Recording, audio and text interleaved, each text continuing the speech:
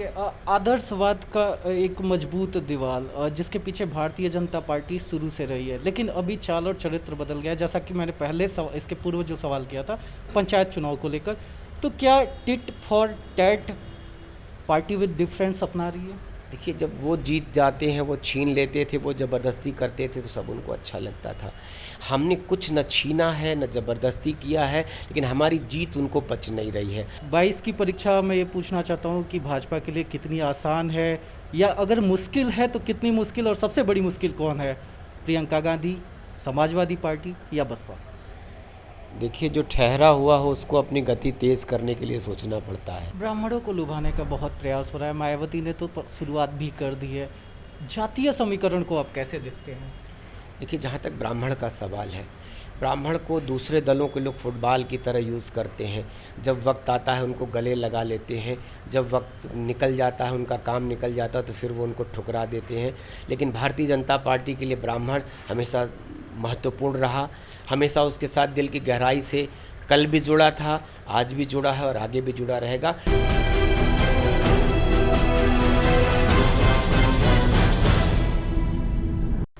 नमस्कार, मैं सुदीप्त त्रिपाठी और आप देख रहे हैं द लोकतंत्र। आज हमारे साथ बातचीत के लिए पूर्वांचल विकास बोर्ड के उपाध्यक्ष डॉक्टर दयाशंकर मिश्र दयालु जी उपस्थित हैं। बहुत बहुत स्वागत है सर आपका। धन्यवाद। यूपी विधानसभा चुनाव 2022 की तैयारियां कैसी चल रही हैं? क्योंकि 22 की परीक्षा मैं ये पूछना चाहता हूँ कि भाजपा के लिए कितनी आसान है, या अगर मुश्किल है तो कितनी मुश्किल, और सबसे बड़ी मुश्किल कौन है? प्रियंका गांधी, समाजवादी पार्टी या बसपा? देखिए, जो ठहरा हुआ हो उसको अपनी गति तेज़ करने के लिए सोचना पड़ता है। अभी तक यहाँ चुनाव का इतिहास लोगों का रहा कि वो 4.5 साल तक सुस्त पड़े रहते थे। आखिरी 6 महीने के लिए वो एक्टिव होते थे, उनको लगता था कि चुनाव लड़ना है और जनता के बीच में जाना है। लेकिन एक ऐसा कर्मयोगी उत्तर प्रदेश के मुख्यमंत्री हैं माननीय योगी जी, देश की सरकार माननीय नरेंद्र मोदी जी, प्रदेश की सरकार योगी जी, ये जो ऐतिहासिक कॉम्बिनेशन है, आप इसको कह सकते हो कि ये दोनों लोग अविरल चलने वाले, जिन्होंने आराम करना सीखा ही नहीं, जो कभी भी रेस्ट करते हुए आपको नहीं दिखते। आज तक इतिहास में कभी कोई दिन याद हो कि तीज, त्यौहार, छुट्टी, कभी भी तो जो अनवरत रूप से काम कर रहा है उसको कुछ विशेष करने की आवश्यकता नहीं।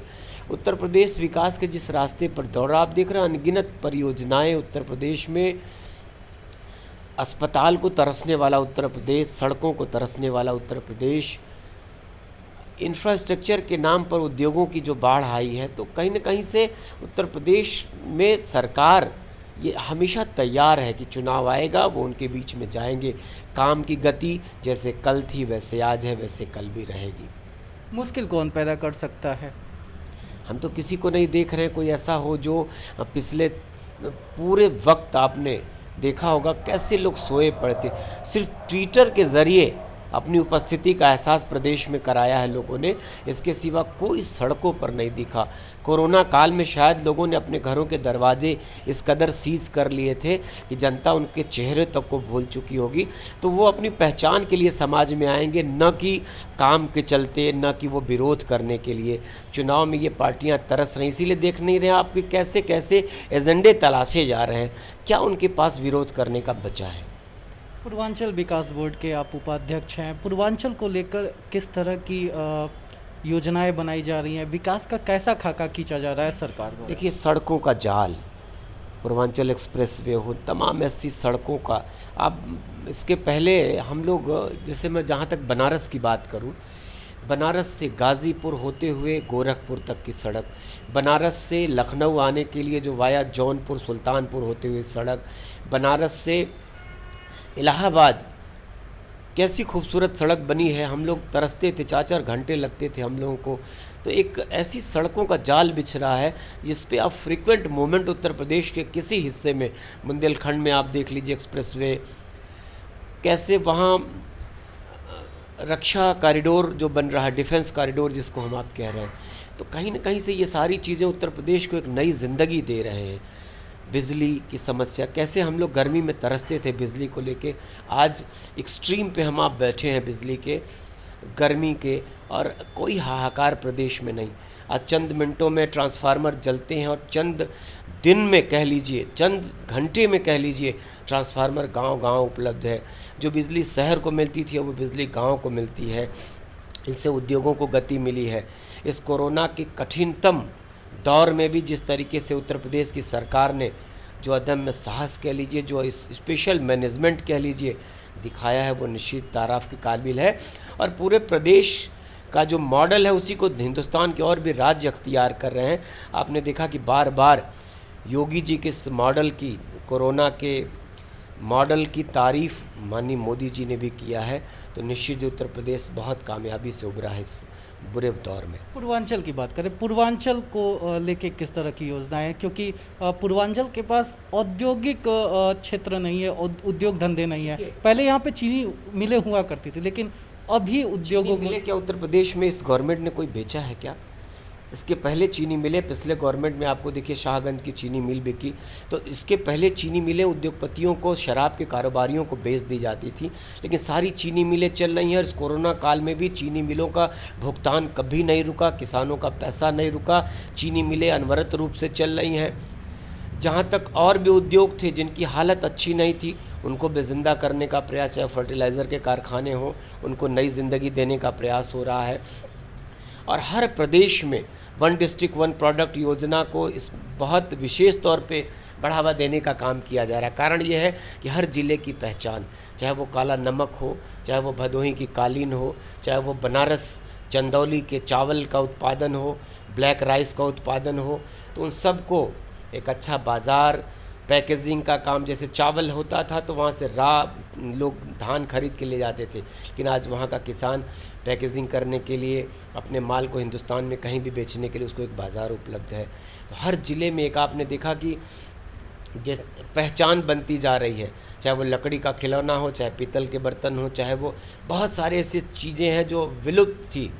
कहीं की साड़ी है, बनारसी साड़ी आप ले लीजिए, मुबारकपुर से बनारस तक इनका जीआई कराया जा रहा है स्पेशल। जितने भी पहचान की चीज़ें उत्तर प्रदेश की, 11 से अधिक चीज़ों का जीआई सिर्फ बनारस में हो चुका है। तो ऐसी चीज़ों को पुनर्जीवित करने का, उनको नई पहचान देने का। और काला नमक जो चावल था, देखिए आज दुनिया के विश्व स्तर पर उसको पहचान दिलाने का काम हो रहा है। तो कहीं ना कहीं से उत्तर प्रदेश में अपने सारे उन खोई हुई चीज़ों को, जो हमारी विरासत थी, जो विलुप्त हो रही थी, उनको बार बार फिर से नई जिंदगी देने का प्रयास ये सरकार माननीय योगी जी की कर रही है। ब्राह्मणों को लुभाने का बहुत प्रयास हो रहा है। मायावती ने तो शुरुआत भी कर दी है। जातीय समीकरण को आप कैसे देखते हैं? देखिए, जहाँ तक ब्राह्मण का सवाल है, ब्राह्मण को दूसरे दलों के लोग फुटबॉल की तरह यूज़ करते हैं।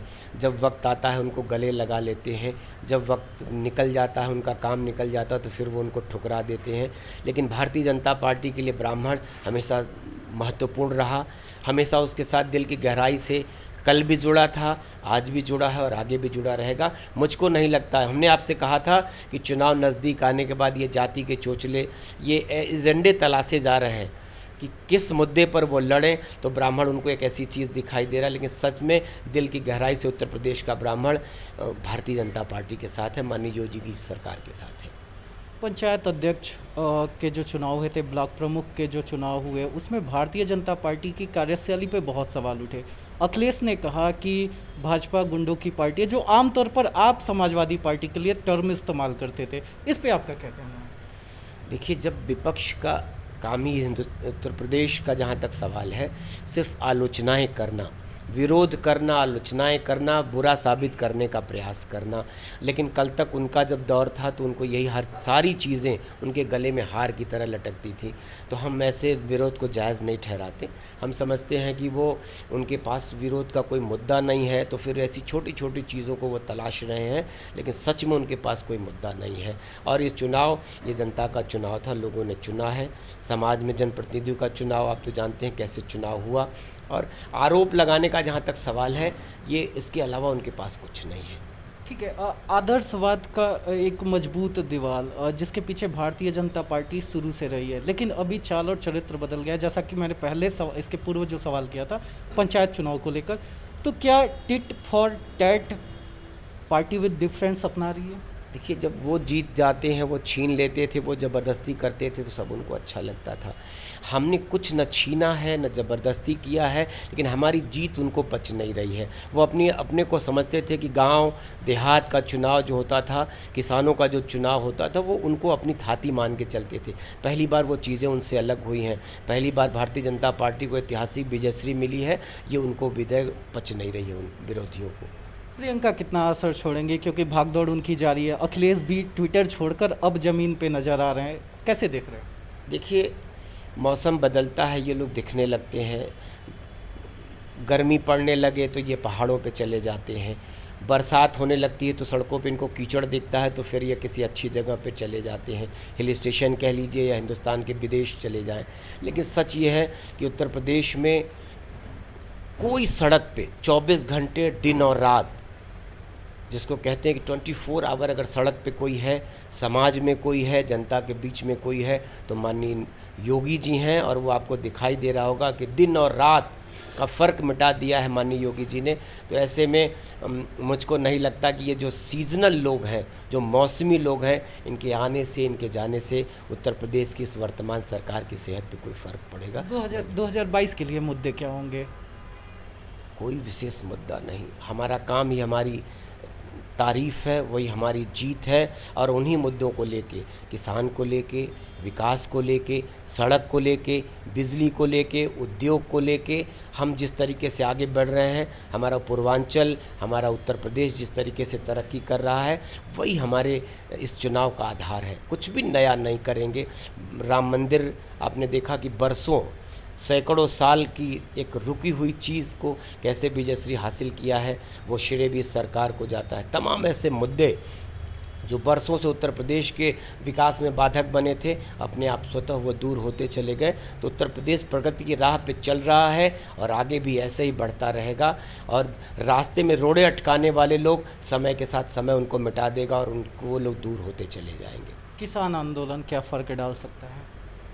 देखिए, जब मांगे अगर जायज़ न हो, आज हिंदुस्तान के किसान, और भी तो किसान है ना, एक राज्य के किसानों को छोड़ दिया जाए, सिर्फ कह लीजिए वो, चाहे वो पंजाब हो, चाहे कुछ सीमित क्षेत्रों के लोग हों, लेकिन इसके सिवा किसान तो तमिलनाडु में रहता है, केरला में रहता है, कश्मीर में रहता है, उड़ीसा में रहता है, और राजस्थान में रहता है, और गुजरात में रहता है। तो पूरे देश के किसान आपको कहीं दिखाई दे रहे हैं क्या? तो ये सीमित लोगों के एक आंदोलन को बढ़ावा देने का काम वो अपना कर रहे हैं, और हमको नहीं लगता कि पूरे देश के किसानों का कोई इशू उसमें शामिल है। एक महत्वपूर्ण सवाल, चूँकि इन दिनों जासूसी को लेकर सरकार पे बहुत सवाल उठाया जा रहा है, पेगासस को लेकर जो मुद्दा चल रहा है, इस पे आपकी टिप्पणी क्या होगी? मैं नहीं मानता इन चीज़ों को, और मैं आपसे बार बार कह रहा हूँ कि ऐसे ही गड़े मुर्दे उखाड़ना, तब सरकार की खिंचाई करने के लिए कोई मौका विपक्ष चूकता नहीं है। और इन्हीं चीज़ों के भरोसे वो अपनी पुनर्वापसी चाहते हों, इन्हीं चीज़ों के भरोसे वो समाज को जागृत करना चाहते हों, लेकिन समाज उनको बहुत करीब से देख रहा है कि ये झूठे मुद्दे उछाल के समाज को बदनाम करने का, पार्टी को बदनाम करने का, देश की सरकार को, प्रदेश की सरकार को बदनाम करने का वो मौका ढूंढ रहे हैं। एक मौका मिल जाए, लेकिन दुर्भाग्यवश उनको कोई मौका कोई सरकार नहीं दे रही है। एक आखिरी सवाल पूर्वांचल राज्य को लेके, चूँकि इस विषय पे बहुत सारे आंदोलन हो रहे हैं, होते रहे हैं, क्या पृथक राज्य आज के दौर में तार्किक है? देखिए, बात कहाँ से उठी, कहाँ से बात रुक गई, हम नहीं समझते। हम तो बस इतना मानते हैं कि 2022 में उत्तर प्रदेश में चुनाव होना जा रहा है, न कि पूर्वांचल में, न कि बुंदेलखंड में। तो उत्तर प्रदेश में ये जो बातें उठी थी, ये सरकार का फैसला है, सरकार इस पर निर्णय करेगी। लेकिन वर्तमान में 2022 तक ऐसी कोई बात नहीं है। समग्र उत्तर प्रदेश का चुनाव होने जा रहा है और उसमें उत्तर प्रदेश में हम भारतीय जनता पार्टी भाग लेने जा रही है। तो हमारे साथ बातचीत के लिए डॉक्टर दयाशंकर मिश्र दयालु जी थे, जो पूर्वांचल विकास बोर्ड के उपाध्यक्ष हैं। बहुत बहुत धन्यवाद आपका। धन्यवाद आपको भी।